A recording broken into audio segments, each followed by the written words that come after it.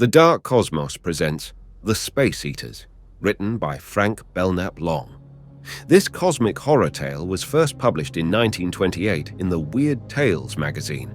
Sit back, relax, and unwind for the hour with this classic sci-fi story that features a protagonist that confront a horror that defies human comprehension and is drawn into a desperate struggle against an enemy that consumes not flesh, but mind and soul.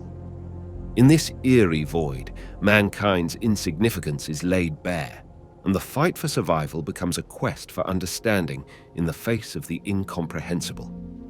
This story is narrated by the talented Ben Tucker. Are you ready, dear cosmonauts? Let's begin our cosmic journey. Chapter 1, Part 1.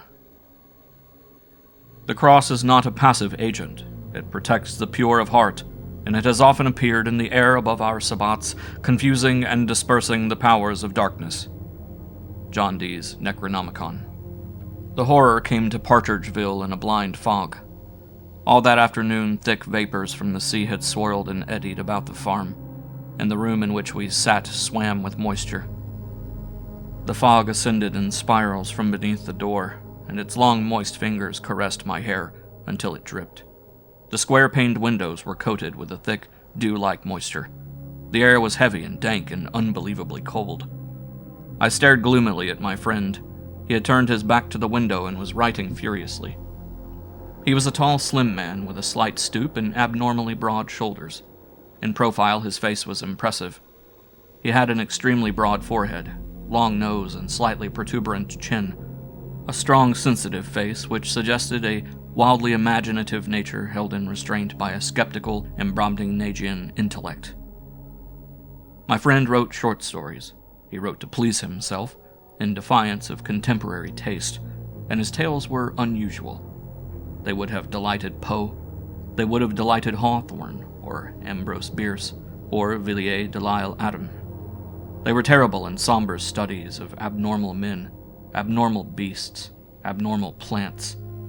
He wrote of remote and unholy realms of imagination and horror, and the colors, sounds, and odors which he dared to evoke were never seen, heard, or smelt on the familiar side of the moon. He projected his shameless creations against wormy and obscene backgrounds. They stalked loathsomely through tall and lonely forests, over ragged mountains, and slithered evilly down the stairs of ancient houses and between the piles of rotting black wharves. One of his tales, The House of the Worm, had induced a young student at a Midwestern university to seek refuge in an enormous red-black building where everyone approved of his sitting on the floor and shouting at the top of his voice, "Lo, my beloved is fairer than all the lilies among the lilies in the lily garden." Another, The Defilers, had brought him precisely 310 letters of indignation from local readers when it appeared in the Partridgeville Gazette. As I continued to stare at him, he suddenly stopped writing and shook his head. "I can't do it," he said. "I should have to invent a new language, and yet I can comprehend the thing emotionally, intuitively, if you will, if I could only convey it in a sentence somehow. The strange crawling of its fleshless spirit." "Is it some new horror?" I asked. He shook his head. "It is not new to me. I have known and felt it for years.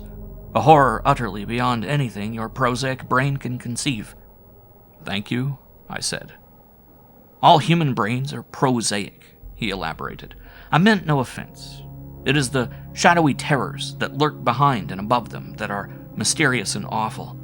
Our little brains, what do they know of the loathly, crawling things that come down from outer space and suck us dry? I think sometimes they lodge in our heads, and our brains feel them, but when they stretch out horrid tentacles to claw and absorb us, we go screaming mad, and of what use are brains then?" But you can't honestly believe in such nonsense," I exclaimed. "Of course not," he shook his head and laughed. "You know damn well I'm too profoundly skeptical to believe in anything. I have merely outlined a poet's reactions to the universe.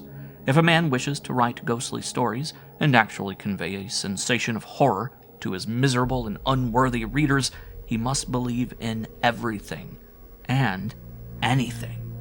By anything, I mean the horror that transcends everything, that is more terrible and impossible than everything. He must believe that there are things from outer space that can reach down and suck us dry. But this thing from outer space, how can he describe it if he doesn't know its shape or size or color? It is virtually impossible to describe it. That is what I have sought to do and failed. Perhaps someday. But then, I doubt if it can ever be accomplished.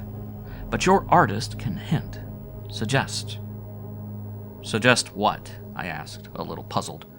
Suggest a horror that is utterly unearthly, that makes itself felt in terms that have no counterparts on this earth. I was still puzzled. He smiled warily and elaborated his theory. There is something prosaic, he said, about even the best of the classic tales of mystery and terror.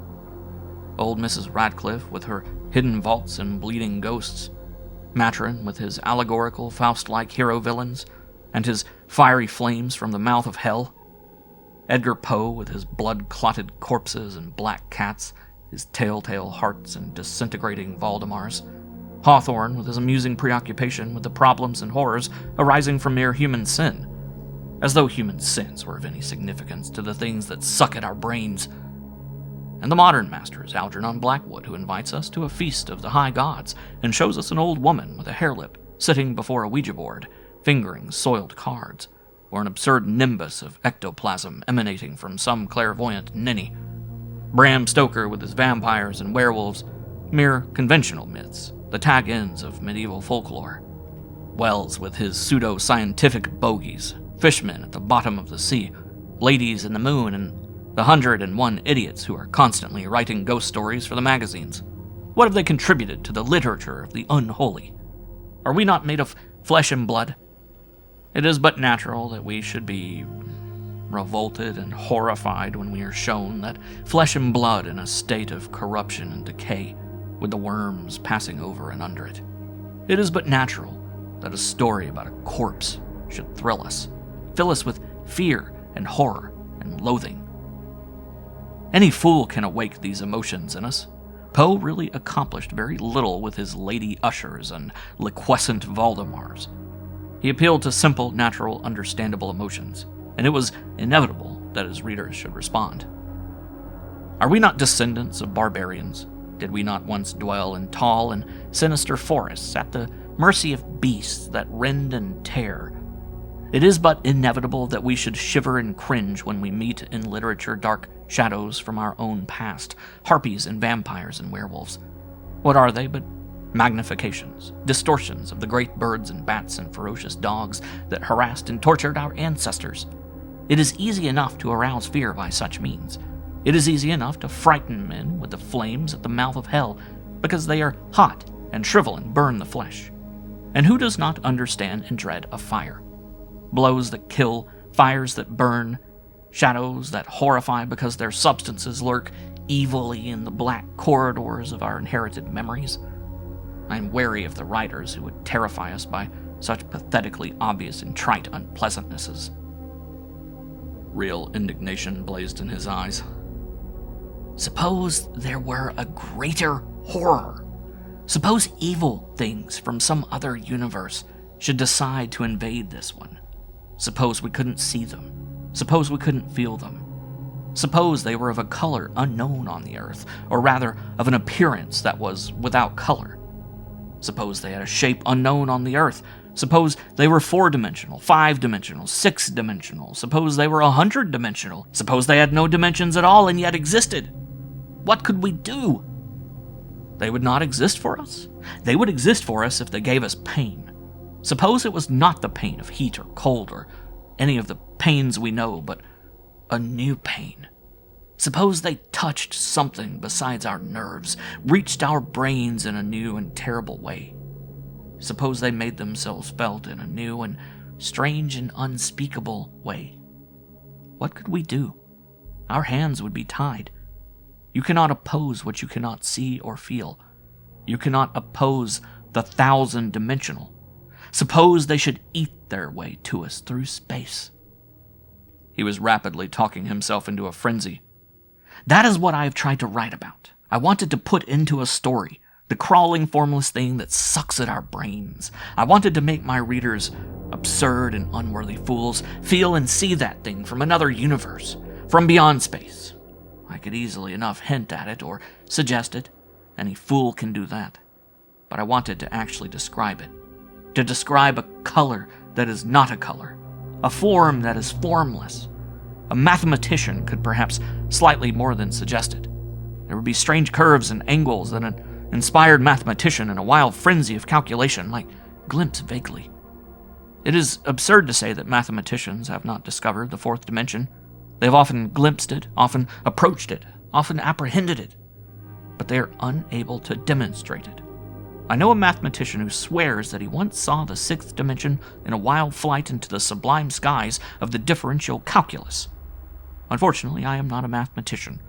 I am only a poor fool of a creative artist, and the thing from outer space utterly eludes me. Someone was pounding loudly on the door.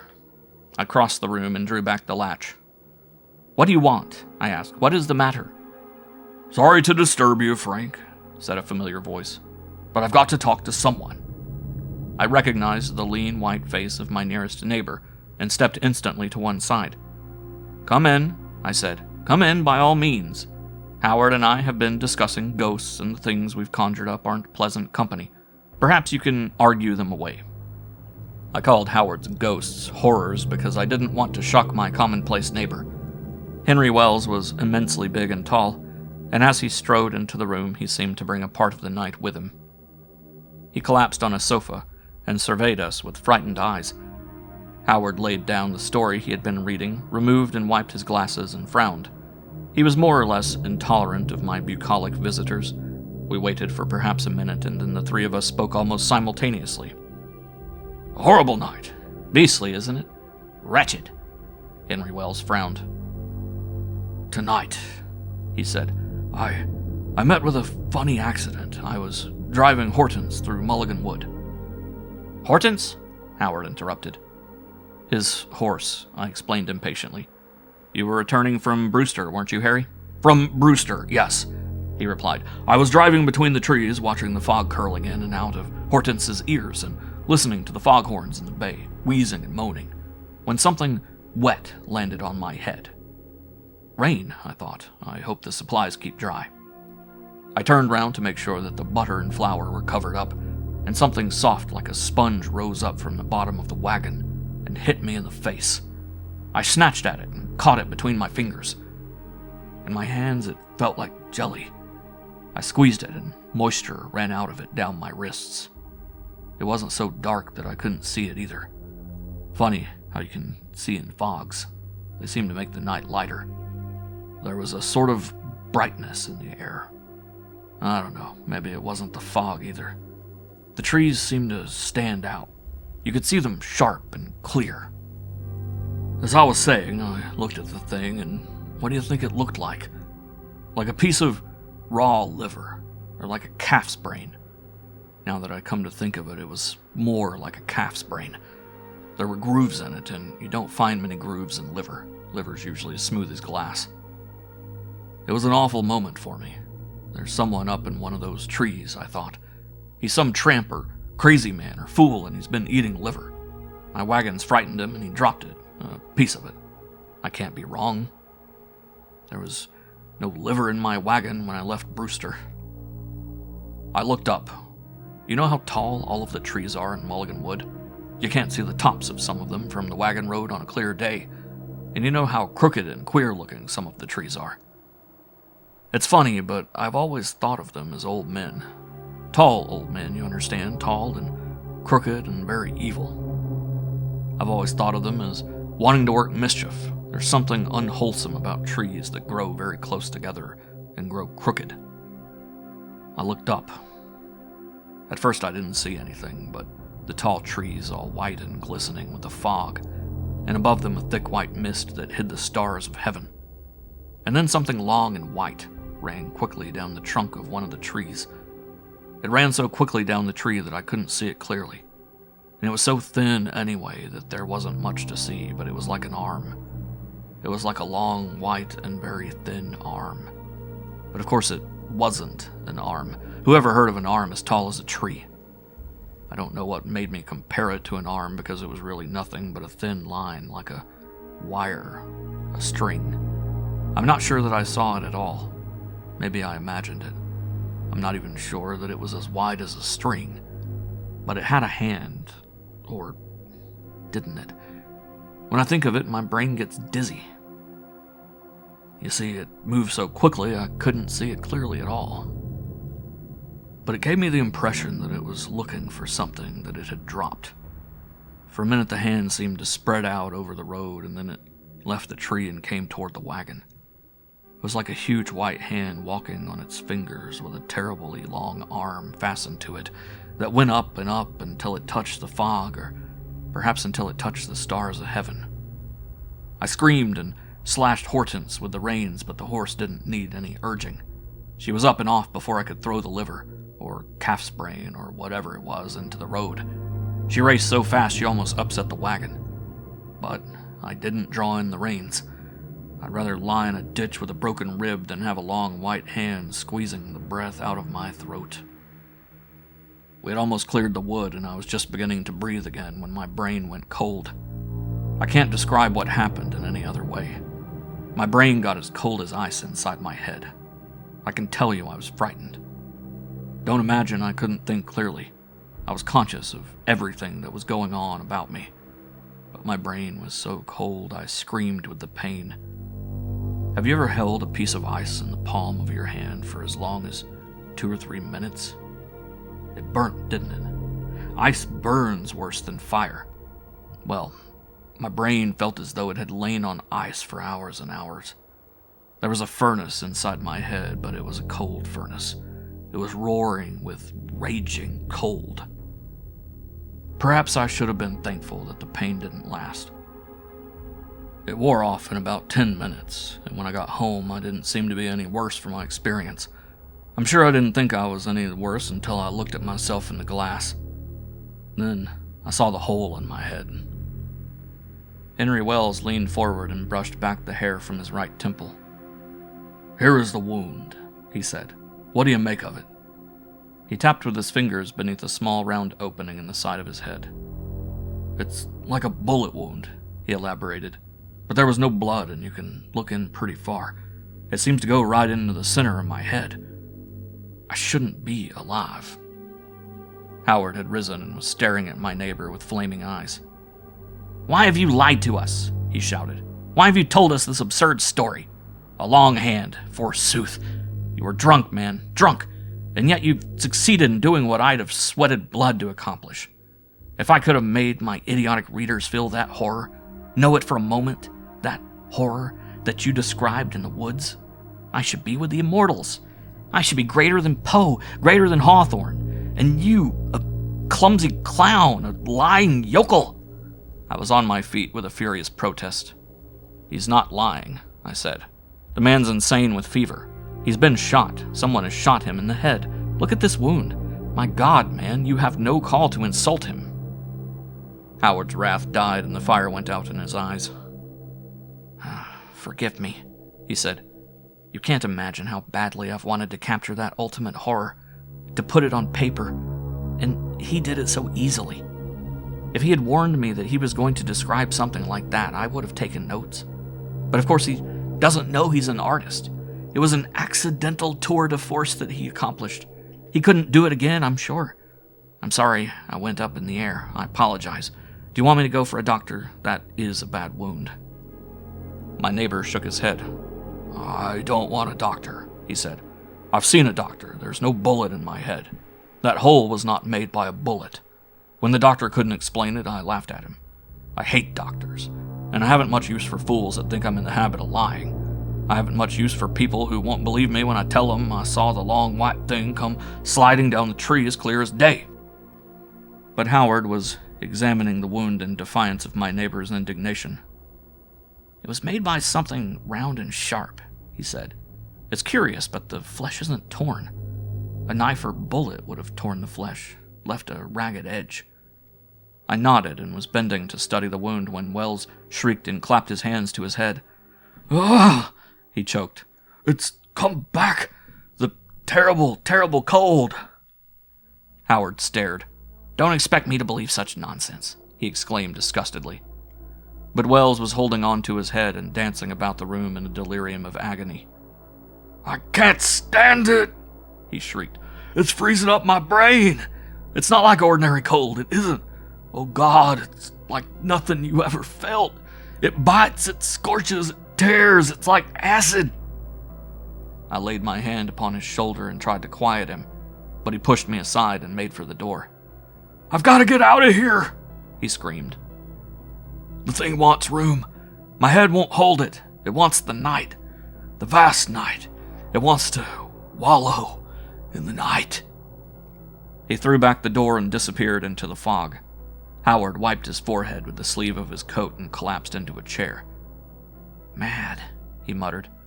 "A tragic case of manic depressive insanity. Who would have suspected it? The story he told us wasn't conscious art at all. It was simply a nightmare fungus conceived by the brain of a lunatic." "Yes," I said, "but how do you account for the hole in his head?" "Oh, that," Howard shrugged. "Probably always had it. Probably was born with it." "Nonsense," I said. "The man never had a hole in his head before. Personally, I think he's been shot. Something ought to be done. He needs medical attention. I think I'll phone Dr. Smith." "It is useless to interfere," said Howard. "That hole was not made by a bullet. I advise you to forget him until tomorrow. His insanity may be temporary. It may wear off, and then he'd blame us for interfering.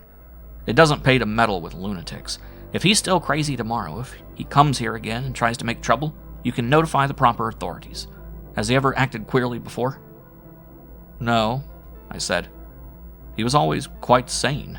I think I'll take your advice and wait. But I wish I could explain the hole in his head." "The story he told interests me more," said Howard. "I'm going to write it out before I forget it. Of course, I shan't be able to make the horror as real as he did, but perhaps I can catch a bit of the strangeness and glamour." He unscrewed his fountain pen and began to cover a harmless sheet of paper with curious jeweled phrases. Unearthly phrases. I knew that in a moment the paper would become unholy. I knew that it would glow with an unhallowed light, that witch-fires would flicker over it, strange shadows deepen all about it. From his brain, strange and monstrous ideas would flow in a continuous stream to the smooth white paper. I shivered and closed the door. For several minutes there was no sound in the room save the scratching of his pen as it moved across the paper. For several minutes there was silence. And then the shrieks commenced. Or were they wails? We heard them through the closed door, heard them above the moaning of the foghorns and the wash of the waves on Mulligan's beach. We heard them above the million sounds of night that had horrified and depressed us as we sat and talked in that fog-enshrouded and lonely house. We heard them so clearly that for a moment we thought they came from just outside the house. It was not until they came again and again, long, piercing wails, that we discovered in them a quality of remoteness.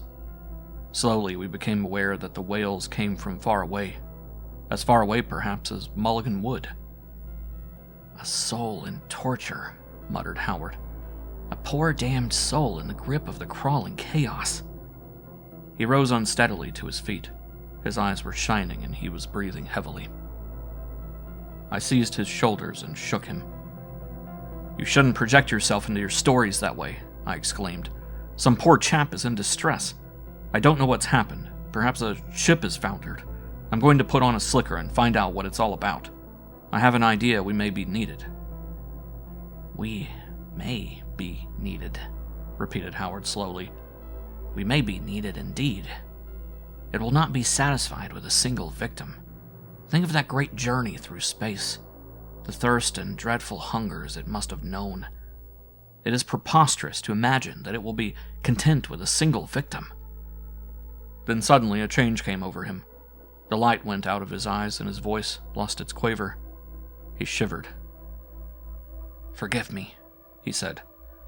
"I'm afraid you'll think I'm as mad as the yokel who was here a few minutes ago, but I can't help identifying myself with my characters when I write. I describe something very evil, and those yells, well, they are exactly like the yells a man would make if... "I understand," I interrupted. "But we've no time to discuss that now. There's a poor chap out there," I pointed vaguely toward the door, "with his back against the wall. He's fighting off something. I don't know what. We've got to help him." Of course, he agreed and followed me into the kitchen. Without a word, I took down a slicker and handed it to him. I also handed him an enormous rubber hat. "Get into these as quickly as you can," I said. "The chap's desperately in need of us." I'd gotten my own slicker down from the rack and was forcing my arms through its sticky sleeves. In a moment, we were both pushing our way through the fog. The fog was like a living thing. Its long fingers reached up and slapped us relentlessly on the face. It curled about our bodies and ascended in great grayish spirals from the tops of our heads. It retreated before us, and as suddenly closed in and enveloped us. Dimly ahead of us, we saw the lights of a few lonely farms. Behind us, the sea drummed, and the foghorns sent out a continuous, mournful ululation. The collar of Howard's slicker was turned up over his ears, and from his long nose moisture dripped. There was grim decision in his eyes, and his jaw was set. For many minutes we plodded on in silence, and it was not until we approached Mulligan Wood that he spoke. "If necessary," he said, "we shall enter the wood." I nodded. "There is no reason why we should not enter the wood," I said. "It isn't a large wood." "One could get out quickly?" One could get out very quickly indeed. My God, did you hear that? The shrieks had grown horribly loud. "He is suffering," said Howard. "He is suffering terribly. Do you suppose it's your crazy friend?" He had voiced a question which I had been asking myself for some time. "It's conceivable," I said, "but we'll have to interfere if he's as mad as that. I wish I had brought some of the neighbors with me." "Why in heaven's name didn't you?" Howard shouted. "It may take a dozen men to handle him." He was staring at the tall trees that towered before us, and I don't think he really gave Henry Wells so much as a thought. "That's Mulligan Wood," I said. I swallowed to keep my heart from rising to the top of my mouth. "It isn't a big wood," I added idiotically. "Oh my God!" Out of the fog there came the sound of a voice in the last extremity of unutterable pain. "They're eating up my brain! Oh my God!" I was at that moment in deadly fear that I might become as mad as the man in the woods. I clutched Howard's arm. "Let's go back," I shouted. "Let's go back at once. We were fools to come. There's nothing here but madness and suffering and perhaps death." "That may be," said Howard, "but we're going on." His face was ashen beneath his dripping hat, and his eyes were thin blue slits. Before the tremendous challenge of his courage, I was abashed. "Very well," I said grimly. "We'll go on." Slowly we moved among the trees. They towered above us, and the thick fog so distorted them and merged them together that they seemed to move forward with us. From their twisted branches, the fog hung in ribbons. Ribbons, did I say? Rather were they snakes of fog, writhing snakes with venomous tongues and leering evil eyes. Through swirling clouds of fog, we saw the scaly, gnarled boles of the trees, and every bole resembled the twisted body of an evil old man. Only the small oblong of light cast by my electric torch protected us against their malevolence. Through great banks of fog we moved, and every movement the screams grew louder. Soon we were catching fragments of sentences, hysterical shoutings that merged into prolonged wails. "Golder! Golder! Golder! They're eating up my brain! Golder! Ah!" Howard gripped my arm. "We'll find him," he said. "We can't turn back now." When we found him, he was lying on his side. His hands were clasped about his head, and his body was bent double, the knees drawn up so tightly that they almost touched his chest. He was silent. We bent and shook him, but he made no sound. "Is he dead?" I choked out the question hysterically. I wanted desperately to turn and run. The trees were very close to us. "I don't know," said Howard. "I don't know. I hope that he is dead." I saw him kneel and slide his hand under the poor devil's shirt. For a moment his face was a mask. Then he got up quickly and shook his head. "He is alive," he said. "We must get him into some dry clothes as quickly as possible." I helped him. Together we lifted the bent figure from the ground and carried it forward between the trees. Twice we stumbled and nearly fell, and the creepers tore at our clothes. The creepers were little malicious hands grasping and tearing under the malevolent guidance of the great trees. Without a star to guide us, without a light, except a little pocket lamp which was growing dim, we fought our way out of Mulligan Wood. Chapter 1, Part 2. The droning did not commence until we had left the wood. At first we scarcely heard it. It was so low, like the purring of gigantic engines far down in the earth. But slowly as we stumbled forward with our burden, it grew so loud that we could not ignore it. "What is that?" muttered Howard, and through the wraiths of fog I saw that his face had a greenish tinge. "I don't know," I mumbled. "It's something horrible. I never heard anything like it. Can't you walk faster?" So far we'd been fighting familiar horrors, but the droning and humming that rose behind us was like nothing I had ever heard on Earth. In excruciating fright I shrieked aloud, "Faster, Howard, faster! For God's sakes, let's get out of this!" As I spoke, the body that we were carrying squirmed, and from its cracked lips issued a torrent of gibberish. "I was walking between the trees and looked up. I couldn't see their tops. I was looking up and then suddenly I looked down and the thing landed on my shoulders. It was all legs, all long, crawling legs. It went right into my head. I wanted to get away from the trees, but I couldn't. I was alone in the forest with the thing on my back and my head, and when I tried to run, the trees reached out and tripped me. It made a hole so it could get in. It's my brain it wants. Today it made a hole, and now it's crawling in, and it's sucking and sucking and sucking. It's as cold as ice, and it makes a noise like a great big fly. But it isn't a fly, and it isn't a hand. I was wrong when I called it a hand. You can't see it. I wouldn't have seen or felt it if it hadn't made a hole and got in. You almost see it, you almost feel it, and that means that it's getting ready to go in." "Can you walk, Wells? Can you walk?" Howard had dropped Wells' legs, and I could hear the harsh intake of his breath as he struggled to rid himself of his slicker. I think so," Wells sobbed. "But it doesn't matter. It's got me now. Put me down and save yourselves." "We've got to run," I yelled.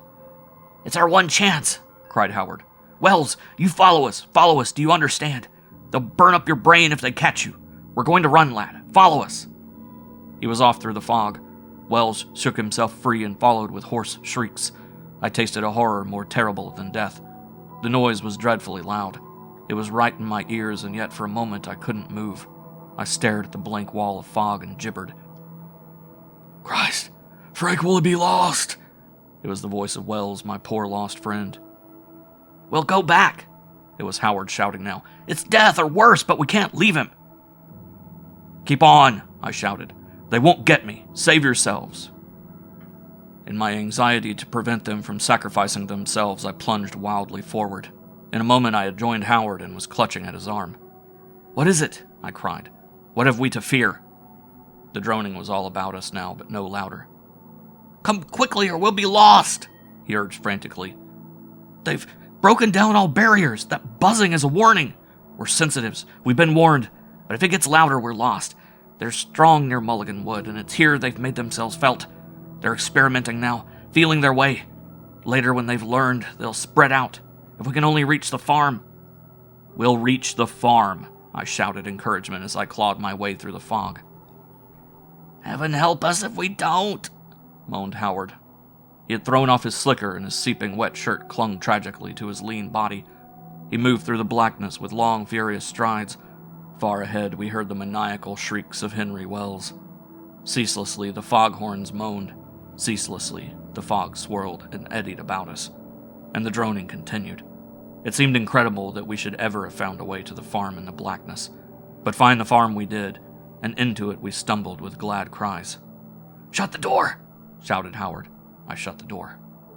"We are safe here, I think," he said. "They haven't reached the farm yet." "What has happened to Wells?" I gasped, and then I saw the wet tracks leading into the kitchen. Howard saw them too. His eyes flashed with momentary relief. "I'm glad he's safe," he muttered. "I feared for him." Then his face darkened. The kitchen was unlighted, and no sound came from it. Without a word, Howard walked across the room and into the darkness beyond. I sank into a chair, flicked the moisture from my eyes, and brushed back my hair, which had fallen in soggy strands across my face. For a moment I sat, breathing heavily, and when the door creaked, I shivered. But I remembered Howard's assurance. "They haven't reached the farm yet. We're safe here." Somehow I had confidence in Howard. He realized that we were threatened by a new and unknown horror, and in some occult way he had grasped its limitations. I confess, though, that when I heard the screams that came from the kitchen, my faith in my friend was slightly shaken. There were low growls such as I could not believe came from any human throat, and the voice of Howard raised in wild expostulation. "Let go, I say! Are you quite mad? Man, we have saved you! Don't, I say! Let go my leg! Ah!" As Howard staggered into the room, I sprang forward and caught him in my arms. He was covered with blood from head to foot, and his face was ashen. "He's gone raving mad," he moaned. "He was running about on his hands and knees like a dog. He sprang at me and almost killed me.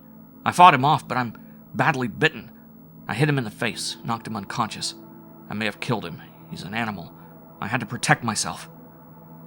I laid Howard on the sofa and knelt beside him, but he scorned my aid. "Don't bother with me," he commanded. "Get a rope quickly and tie him up. If he comes to, we'll have to fight for our lives." What followed was a nightmare. I remember vaguely that I went into the kitchen with a rope and tied poor Wells to a chair. Then I bathed and dressed Howard's wounds and lit a fire in the grate. I remember also that I telephoned for a doctor, but the incidents are confused in my memory, and I have no clear recollection of anything until the arrival of a tall, grave man with kindly and sympathetic eyes, and a presence that was as soothing as an opiate. He examined Howard, nodded, and explained that the wounds were not serious. He examined Wells and did not nod. He explained slowly that Wells was desperately ill. "Brain fever," he said. "An immediate operation will be necessary. I tell you frankly, I don't think we can save him." "That wound in the head, doctor," I said. "Was it made by a bullet?" The doctor frowned. "It puzzles me," he said. "Of course it was made by a bullet, but it should have partially closed up. It goes right into the brain. You say you know nothing about it. I believe you, but I think the authorities should be notified at once. Someone will be wanted for manslaughter unless..." He paused. "Unless the wound was self-inflicted. What you tell me is curious. That he should have been able to walk about for hours seems incredible. The wound has obviously been dressed, too. There is no clotted blood at all." He paced slowly back and forth. "We must operate here at once. There's a slight chance. Luckily, I brought some instruments. We must clear this table and... Do you think you could hold a lamp for me?" I nodded. "I'll try," I said. "Good." The doctor busied himself with preparations while I debated whether or not I should phone for the police. "I'm convinced," I said at last, "that the wound was self-inflicted. Wells acted very strangely. If you are willing, doctor..." "Yes?" "We will remain silent about this matter until after the operation. If Wells lives, there would be no need of involving the poor chap in a police investigation." The doctor nodded. "Very well," he said. "We will operate first and decide afterward." Howard was laughing silently from his couch. "The police," he snickered. "Of what use would they be against the things in Mulligan Wood?"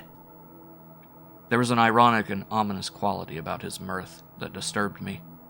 The horrors that we had known in the fog seemed absurd and impossible in the cool scientific presence of Dr. Smith, and I didn't want to be reminded of them. The doctor turned from his instruments and whispered into my ear. "Your friend has a slight fever, and apparently it has made him delirious. If you will bring me a glass of water, I will mix him an opiate." I raced to secure a glass, and in a moment we had Howard sleeping soundly. "Now then," said the doctor as he handed me the lamp. "You must hold this steady and move it about as I direct." The white unconscious form of Henry Wells lay upon the table that the doctor and I had cleared, and I trembled all over when I thought of what lay before me. I should be obliged to stand and gaze into the living brain of my poor friend as the doctor relentlessly laid it bare. I should be obliged to stand and stare as the doctor cut and probed, and perhaps I should witness unmentionable things. With swift, experienced fingers, the doctor administered an anesthetic. I was oppressed by a dreadful feeling that we were committing a crime, that Henry Wells would have violently disapproved, that he would have preferred to die. It is a dreadful thing to mutilate a man's brain, and yet I knew that the doctor's conduct was above reproach, and that the ethics of his profession demanded that he operate. "We're ready," said Dr. Smith. "Lower the lamp, carefully now." I saw the knife moving in his competent, swift fingers. For a moment I stared, and then I turned my head away. What I'd seen in that brief glance made me sick and faint. It may have been fancy, but as I stared hysterically at the wall, I had the impression that the doctor was on the verge of collapse. He made no sound, but I was almost certain that he had made some horrible, unspeakable discovery. "Lower the lamp," he said. His voice was hoarse and seemed to come from far down within his throat. His voice horrified me so that I was guilty of a great treachery. I lowered the lamp an inch without turning my head. I waited for him to reproach me, to swear at me perhaps, but he was as silent as the man on the table. I knew, though, that his fingers were still at work, for I could hear them as they moved about. I could hear his swift, agile fingers moving about the head of Henry Wells. I suddenly became conscious that my hand was trembling. I wanted to lay down the lamp. I felt that I could no longer hold it. "Are you nearly through?" I gasped in desperation. "Hold that lamp steady," the doctor screamed the command. "If you move that lamp again, I won't sew him up. I'll walk out of this room and leave his obscene brain to rot. I don't care if they hang me. I'm not a healer of devils." I knew not what to do. I could scarcely hold the lamp, and the doctor's threat horrified me. In desperation, I pleaded with him. "Do everything you can," I urged hysterically. "Give him a chance to fight his way back. He was kind and good once." For a moment there was silence, and I feared that he would not heed me. I momentarily expected him to throw down his scalpel and sponge and dash across the room and out into the fog. It was not until I heard his fingers moving about again that I knew he had decided to give even the damned a chance. It was after midnight when the doctor told me that I could lay down the lamp. I turned with a cry of relief and encountered a face that I shall never forget. In 3/4 of an hour, the doctor had aged 10 years. There were purple caverns beneath his eyes, and his mouth twitched convulsively. There were wrinkles upon his high yellow forehead that I had not seen there before, and when he spoke his voice was cracked and feeble. "He'll not live," he said. "He'll be dead in an hour." I did not touch his brain. I could do nothing. When I saw how things were, I sewed him up immediately. "What did you see?" I half whispered. A look of unutterable fear came into the doctor's eyes. I saw. His voice broke and his whole body quivered. "I saw. Oh, the burning shame of it. Because I've seen what a man should not look upon. I bear the mark of the beast upon me. I am contaminated forever. I am unclean. I cannot stay in this house. I must leave at once." He broke down and covered his face with his hands. Great sobs convulsed his body. "Unclean," he moaned. "The old hideous secret that man has forgotten. A horror to look upon. Evil that is without shape. Evil that is formless." Suddenly he raised his head and looked wildly about him. "They will come here and claim him," he shrieked. "They have laid their mark upon him, and they will come for him. You must not stay here. This house is marked for destruction." I watched him helplessly as he seized his hat and bag and crossed to the door. With white, shaking fingers, he drew back the latch, and in a moment his lean figure was silhouetted against a square of swirling vapor. "Remember that I warned you," he shouted back. and then the fog swallowed him. Howard was sitting up and rubbing his eyes. A malicious trick, that, he was muttering. To deliberately drug me. Had I known that glass of water... How do you feel? I asked as I shook him violently by the shoulders. Do you think you can walk? You drug me and then ask me to walk? Frank, you're as unreasonable as an artist. What is the matter now? I pointed to the silent figure on the table. Mulligan Wood is safer, I said. He belongs to them now. Howard sprang to his feet and shook me by the arm. What do you mean? He cried. How do you know? The doctor saw his brain, I explained. And he also saw something that he could not describe. But he told me that they would come for him. And I believe him. We must leave here at once, cried Howard. Your doctor was right. We are in deadly danger, even Mulligan Wood. But we need not return to the wood. There is your launch. There is the launch, I echoed, faint hope rising in my mind. The fog will be a most deadly menace, said Howard grimly. But even death at sea is preferable to this horror. It was not far from the house to the dock, and in less than a minute Howard was seated in the stern of the launch and I was working furiously on the engine. The foghorns still moaned, but there were no lights visible anywhere in the harbor. We could not see 2 feet before our faces. The white wraiths of the fog were dimly visible in the darkness, but beyond them stretched endless night, lightless and full of terror. Howard was speaking. Somehow I feel that there is death out there, he said. There is more death here, I said as I turned at the engine. I think I can avoid the rocks. There is very little wind, and I know the harbor. And of course we shall have the foghorns to guide us, muttered Howard. I think we had better make for the open sea. I agreed. The launch wouldn't survive a storm, I said, but I've no desire to remain in the harbor. If we reach the sea, we'll probably be picked up by some ship. It would be sheer folly to remain where they can reach us. How do we know how far they can reach? Groaned Howard. What are the distances of Earth to things that have traveled through space? They will overrun the Earth.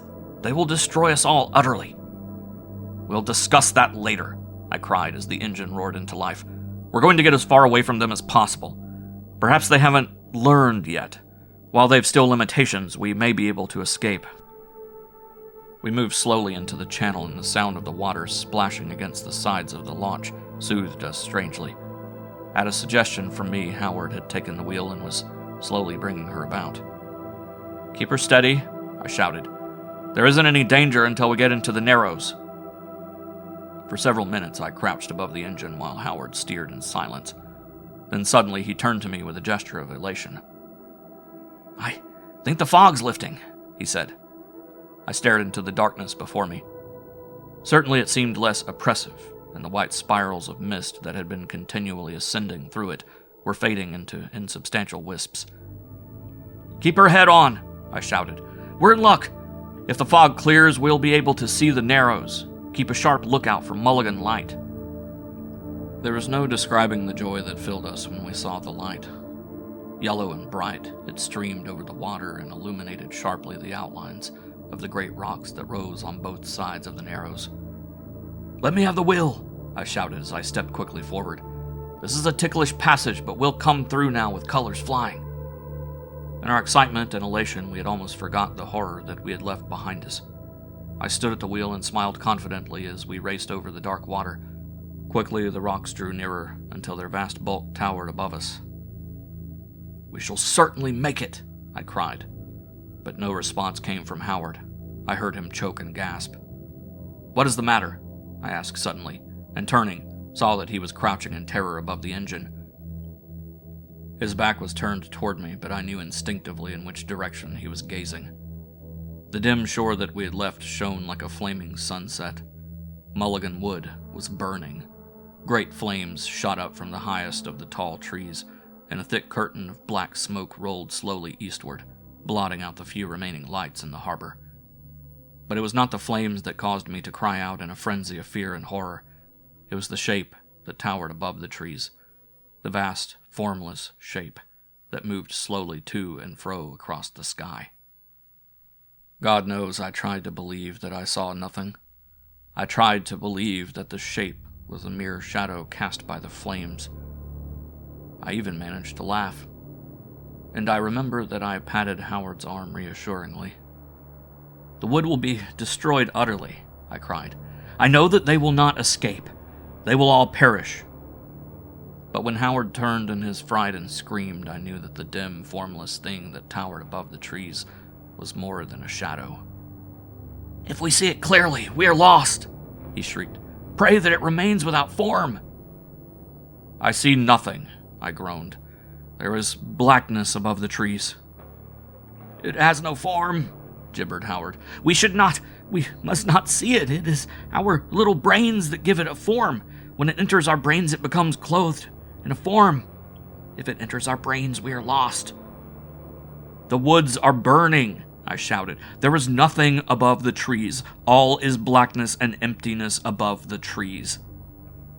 But even as I stared at the shape with loathing, with furious disbelief, it grew more distinct. Above the burning trees it hovered awfully, and I slowly became aware that it had wings. "It is like a bat," I groaned. "It is a great bat with yellow wings brooding over the fire." "It is a bat," sobbed Howard. "It is dark and very large and almost formless, but it is a bat." "No, no," I shrieked. "It is not a bat. We see nothing. There is a great, vague form that moves back and forth above the trees, but it is not a bat." Howard buried his head in his hands and sobbed aloud in an agony of fear.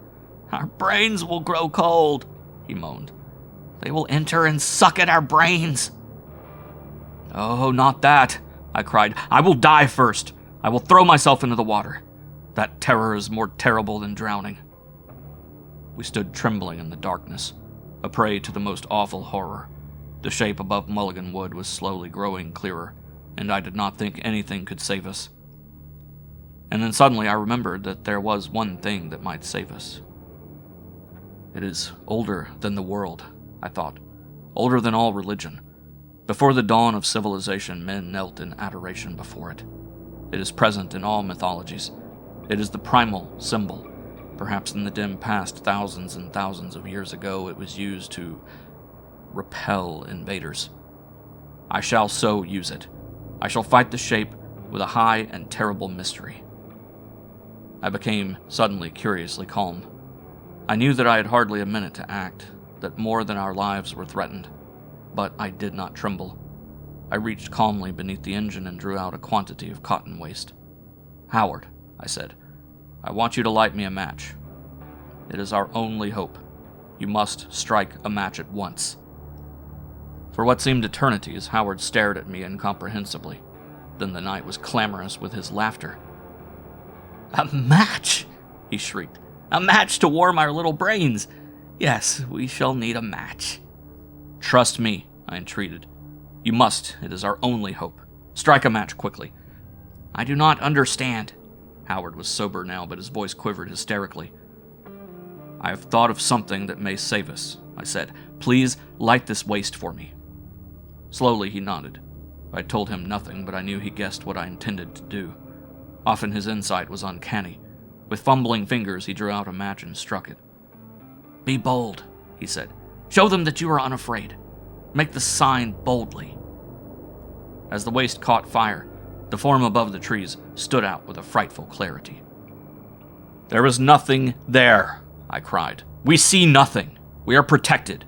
We are invincible." I raised the flaming cotton and passed it quickly before my body in a straight line from my left to my right shoulder. Then I raised it to my forehead and lowered it to my knees. In an instant, Howard had snatched the brand and was repeating the sign. He made 2 crosses, one against his body and one against the darkness, with the torch held at arm's length. "Sanctus, Sanctus, Sanctus," he muttered. For a moment I shut my eyes, but I could still see the shape above the trees. Then slowly it ceased to resemble a bat. Its form became less distinct, became vast and chaotic, and when I opened my eyes it had vanished. I saw nothing but the flaming forest and the shadows cast by the tall trees. The horror had passed, but I did not move. I stood like an image of stone staring over the black water. Then something seemed to burst in my head. My brain spun dizzily, and I tottered against the rail. I would have fallen, but Howard caught me about the shoulders. "We're saved," he shouted. "We've won through." "I'm glad," I said. But I was too utterly exhausted to really rejoice. My legs gave way beneath me, and my head fell forward. All the sights and sounds of Earth were swallowed up in a merciful blackness.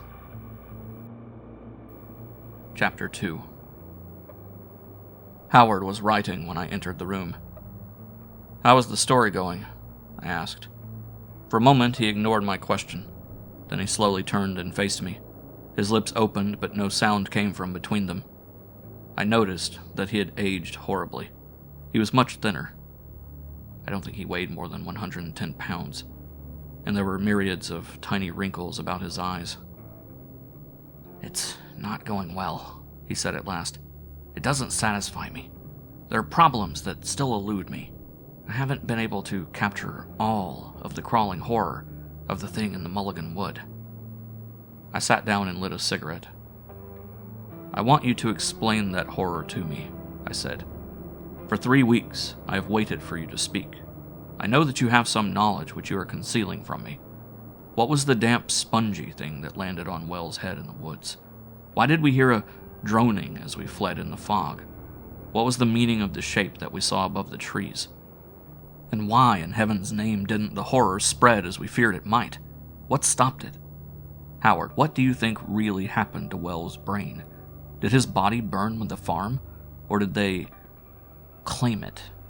And the other body that was found in Mulligan Wood, that lean, blackened horror with riddled head, how do you explain that?" 2 days after the fire, a skeleton had been found in Mulligan Wood. A few fragments of burnt flesh still adhered to the bones, and the skull cap was missing. It was a long time before Howard spoke again. He sat with bowed head, fingering his notebook, and his body trembled horribly, trembled all over. At last he raised his eyes. They shone with a wild light, and his lips were ashen. "Yes," he said, "we will discuss the horror together. Last week I did not want to speak of it. It seemed too awful to put into words. But I shall never rest in peace until I have woven it into a story, until I have made my readers feel and see that dreadful, unspeakable thing. And I cannot write of it until I am convinced beyond the shadow of a doubt that I understand it myself. It may help me to talk about it. You've asked me what the damp thing was that fell on Wells' head. I believe that it was a human brain.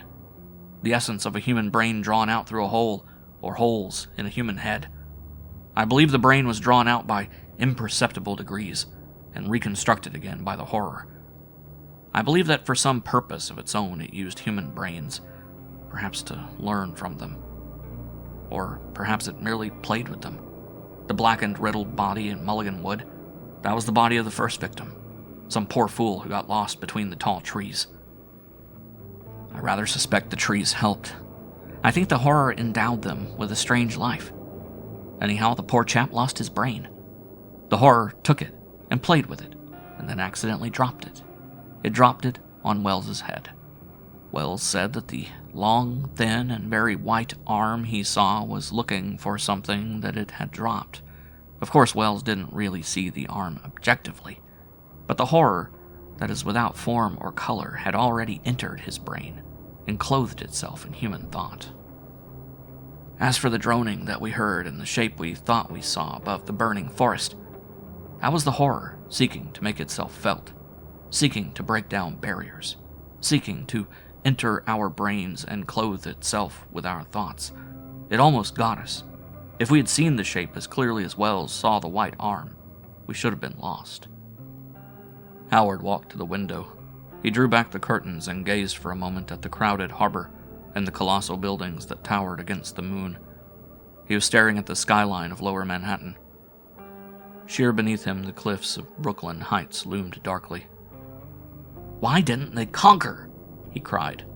"They could have destroyed it utterly. They could have wiped it from the earth. All its incredible wealth and power would have gone down before them. The great buildings would have toppled into the sea, and millions of brains would have fed their lust, their terrible, unearthly lust. I shivered. But why didn't the horror spread? I cried. Howard shrugged his shoulders.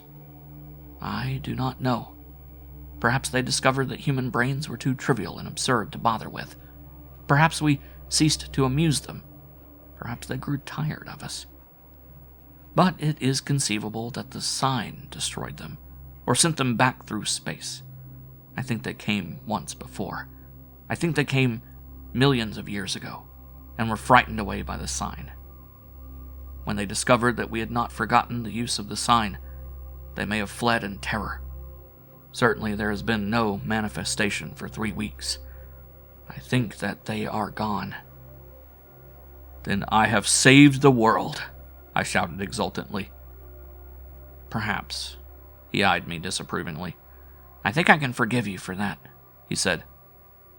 But it is nothing to gloat over. And Henry Wells? I asked. Well, his body was not found. I imagine they came for him.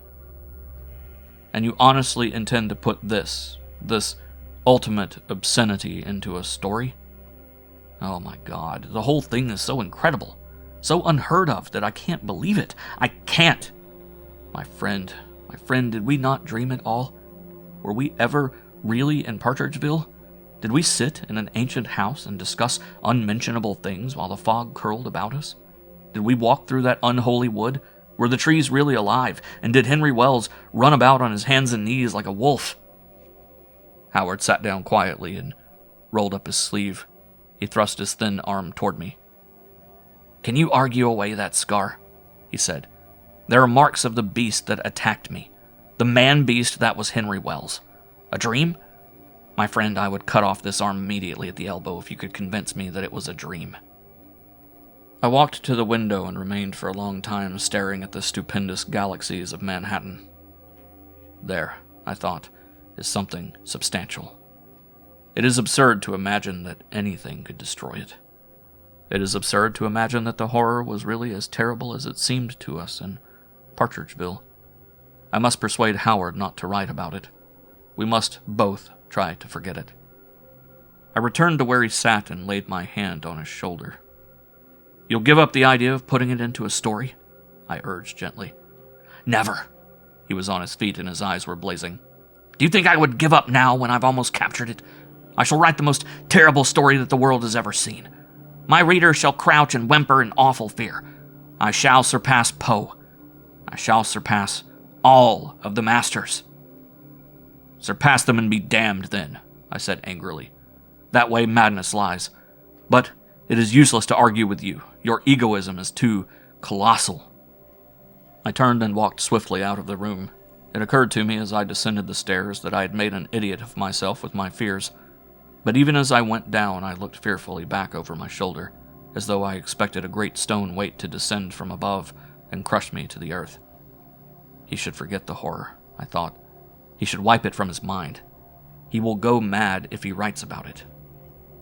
3 days passed before I saw Howard again. Come in, he said in a curiously hoarse voice when I knocked on his door. I found him in dressing gown and slippers, and I knew as soon as I saw him that he was terribly exultant. His eyes shone and he greeted me with a feverish intensity. I have triumphed, Frank, he cried. I have reproduced the form that is formless, the burning shame that man has not looked upon, the crawling, fleshless obscenity that sucks at our brains. Before I could so much as gasp, he had placed the bulky manuscript in my hands. Read it, Frank, he commanded. Sit down at once and read it. I crossed to the window and sat down on the lounge. I sat there, oblivious to everything but the typewritten sheets before me. I confess that I was consumed with an unholy curiosity. I had never questioned Howard's power. With words, he wrought miracles. Breaths from the unknown blew always over his pages, and things that had passed beyond earth returned at his bidding. But could he even suggest the horror that we had known? Could he even so much as hint at the loathsome, crawling thing that had claimed the brain of Henry Wells? I read the story through. I read it slowly, and clutched at the pillows beside me in a frenzy of loathing. As soon as I had finished it, Howard snatched it from me. He evidently suspected that I desired to tear it to shreds. "What do you think of it?" he cried exultantly. "It is indescribably foul," I exclaimed. "It is terribly, unspeakably obscene. But you will concede that I have made the horror convincing." I nodded and reached for my hat. "You have made it so convincing that I cannot remain and discuss it with you. I intend to walk until morning. I intend to walk until I am too weary to care, or think, or remember." "It is deathless art!" he shouted at me, but I passed down the stairs and out of the house without replying. Chapter 3. It was past midnight when the telephone rang. I laid down the book I was reading and lowered the receiver. "Hello? Who's there?" I asked. "Frank, this is Howard." The voice was strangely high-pitched. "Come as quickly as you can. They've come back. And Frank, the sign is powerless. I've tried the sign, but the droning is getting louder in a dim shape." Howard's voice trailed off disastrously. I fairly screamed into the receiver. "Courage, man! Do not let them suspect that you are afraid. Make the sign again and again. I will come at once." Howard's voice came again, more hoarsely this time. "The shape is growing clearer and clearer, and there's nothing I can do. Frank, I've lost the power to make the sign. I've forfeited all right to the protection of the sign. My soul is corrupt. I've become a priest of the devil. That story. I should not have written that story." "Show them that you are unafraid," I cried. I'll try. Oh my God, the shape is..." I did not wait to hear more. Frantically seizing my hat and coat, I dashed down the stairs and out into the street. As I reached the curb, a dizziness seized me. I clung to a lamppost to keep from falling and waved my hand madly at a fleeing taxi. Luckily, the driver saw me. The car stopped, and I staggered out into the street and climbed into it. "Quick!" I shouted. "Take me to 10 Brooklyn Heights." "Yes, sir. Cold night, ain't it?" "Cold," I shouted. "It will be cold indeed when they get in. It will be cold indeed when they start to..." The driver stared at me in amazement. "That's all right, sir," we said. "We'll get you home all right, sir. Brooklyn Heights, did you say, sir?" "Brooklyn Heights," I groaned and collapsed against the cushions. As the car raced forward, I tried not to think of the horror that awaited me. I clutched desperately at straws. It is conceivable, I thought, that Howard has gone temporarily insane. How could the horror have found him among so many millions of people? It cannot be that they have deliberately sought him out. It cannot be that they would deliberately choose him from among such multitudes. He is too insignificant. All human beings are too insignificant. They would never deliberately angle for human beings. They would never deliberately trawl for human beings. But they did seek Henry Wells. And what did Howard say? "I have become a priest of the devil?" Why not their priest? What if Howard has become their priest on Earth? What if his obscene, loathly story has made him their priest? The thought was a nightmare to me, and I put it furiously from me. He will have courage to resist them, I thought. He will show them that he is not afraid. "Here we are, sir. Shall I help you in, sir?" The car had stopped, and I groaned as I realized that I was about to enter what might prove to be my tomb. I descended to the sidewalk and handed the driver all the change that I possessed. He stared at me in amazement. You're giving me too much," he cried. "Here, sir." But I waved him aside and dashed up the stoop of the house before me. As I fitted a key into the door, I could hear him muttering, "Craziest drunk I ever seen. He gives me $4 to drive him 10 blocks and doesn't want no thanks and nothing." The lower hall was unlighted. I stood at the foot of the stairs and shouted, "I'm here, Howard. Can you come down?" There was no answer. I waited for perhaps 10 seconds, but not a sound came from the room above. "I'm coming up," I shouted in desperation, and started to climb the stairs. I was trembling all over. "They've got him," I thought. "I'm too late. Perhaps I'd better not." Great God, what was that? I was unbelievably terrified. There was no mistaking the sounds. In the room above, someone was volubly pleading and crying aloud in agony. Was it Howard's voice that I heard? I caught a few words indistinctly. "Crawling, crawling, oh, have pity, cold and clear, crawling, God in heaven." I had reached the landing, and when the pleadings rose to hoarse shrieks, I fell to my knees and made against my body, and upon the wall beside me, and in the air, the sign. I made the primal sign that had saved us in Mulligan Wood, but this time I made it crudely.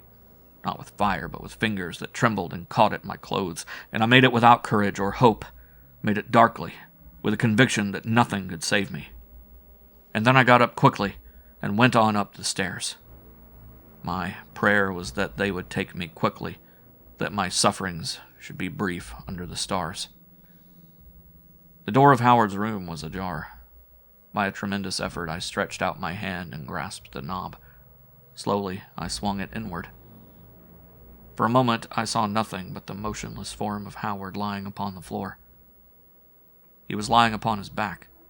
His knees were drawn up, and he had raised his hands before his face, palms outward, as if to blot out a vision unspeakable. Upon entering the room, I had deliberately, by lowering my eyes, narrowed my range of vision. I saw only the floor and the lower section of the room. I did not want to raise my eyes. I had lowered them in self-protection because I dreaded what the room held. I did not want to raise my eyes, but there were forces, hideous and obscene powers at work in the room which I could not resist. I knew that if I looked up, the horror might destroy me, but I had no choice. Slowly, painfully, I raised my eyes and stared across the room. It would have been better, I think, if I had rushed forward immediately and surrendered to the thing that towered there. It would have consumed me in a moment, consumed me utterly. But what does life hold for me now? The vision of that fetid obscenity will come between me and the pleasures of the world as long as I remain in the world. From the ceiling to the floor it towered, and it threw off drooling shafts of light. The light was slimy and unspeakable, a liquid light that dripped and dripped and dripped like spittle, like the fetid mucus of loathsome slugs, and pierced by the shafts, whirling around and around, were the pages of Howard's story. In the center of the room, between the ceiling and the floor, the pages whirled about, and the loathsome light burned through the sheets, and descending and dripping shafts entered the brain of my poor friend. Into his head the light was pouring in a continuous stream, and above the master of the light moved slowly back and forth in awful glee. I screamed and covered my eyes with my hands, but still the master moved back and forth, and still the foul light drooled and oozed and ran and poured into the brain of my friend. And then there came from the mouth of the master a most awful sound. I had forgotten the sign that I had made 3 times below in the darkness. I had forgotten the high and terrible mystery before which all of the invaders were powerless. But when I saw it forming itself in the room, forming itself immaculately with a terrible integrity above the drooling yellow light, I knew that I was saved. I sobbed and fell upon my knees. The fetid light dwindled, and the master shriveled before my eyes. And then, from the walls, from the ceiling, from the floor, there leapt a flame, a white and cleansing flame that consumed, that devoured, and destroyed forever. But my friend was dead.